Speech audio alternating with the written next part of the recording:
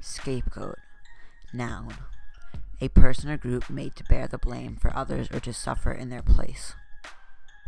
Can you imagine being a diehard sports fan and having not only the fans of the team you love ridicule you and send you death threats, have the players of your favorite team hate you and throw on-field temper tantrums because of you, and not be seen in the city you live in for 13 years?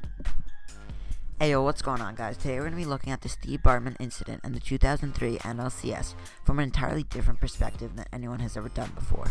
The 2003 NLCS between the Florida Marlins and the Chicago Cubs saw the Cubs take a 3-1 series lead in the first 4 games and proceed to get shut out in Game 5 and then head back to Wrigley Field for Game 6 in a pitching matchup between Carl Pavano and Cubs ace Mark Prior. The Cubs would have a 3-0 lead going into the top of the 8th inning, and Mark Prior retired the first batter. Then Juan Pierre hit a double, and with a 3-2 count on Luis Castillo, the infamous Steve Bartman play happened.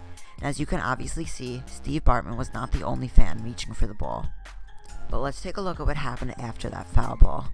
Mark Prior threw a wild pitch and Castillo walked. Juan Pierre made it to third.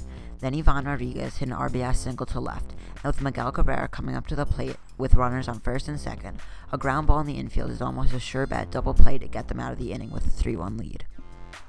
Rather than the hopeful double play, a ground ball to shortstop Alex Gonzalez was booted, and the bases were loaded with 1 out, and the floodgates were opened as the Marlins poured on 7 more runs to take an 8-3 lead and would go on to win by that score.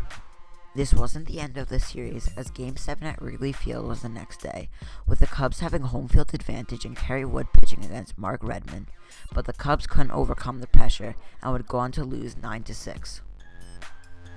Now let's see what Steve Bartman has been treated like. He had to be escorted from his seat because people were throwing beer and food and tormenting him in what Frank Murtha describes as, it was something like a biblical, give us Barabbas and crucify the other guy, you know? It was mob action fueled by a lot of alcohol and a perfect storm of dysfunctional behavior. When being escorted out of the stadium, he had an absurd amount of security guards and he had to cover his face, and people threw things at him and cursed at him, and they tried fighting and hurting one of their own. Then what happened to him after the game? Well, no one actually knows what happened to him.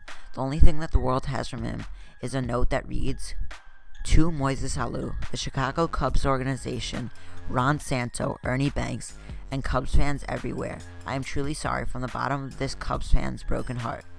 I ask that Cubs fans everywhere redirect the negative energy that has been vented towards my family, my friends, and myself into the usual positive support for our beloved team on their way to being National League champs."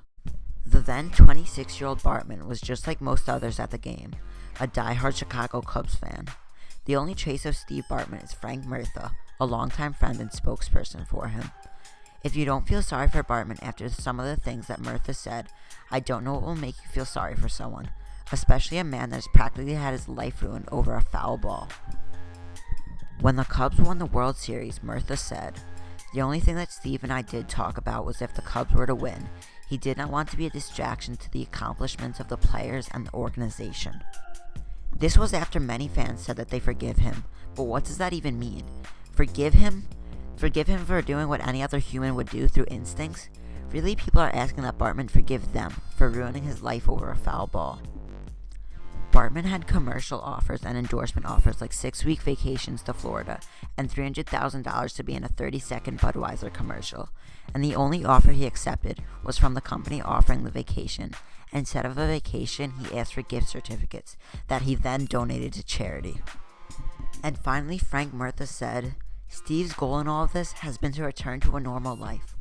All the man wants is a normal life, and if you don't feel sorry for him, I don't know what even to say." If you are a Chicago Cubs fan, don't leave bad comments, as Cubs fans aren't horrible people. Rather, the way the city of Chicago, Cubs fans, and ownership handled the Steve Bartman situation was incredibly poor, and I feel bad for the man. As Steve Bartman hasn't been seen for 13 years in an age where social media and the internet can find anyone, has Steve Bartman been back to Wrigley? We won't know, as he is amazing at going under the radar. If you guys liked the video and want to see more, please subscribe. Thanks for watching, and until next time. Hold on to me.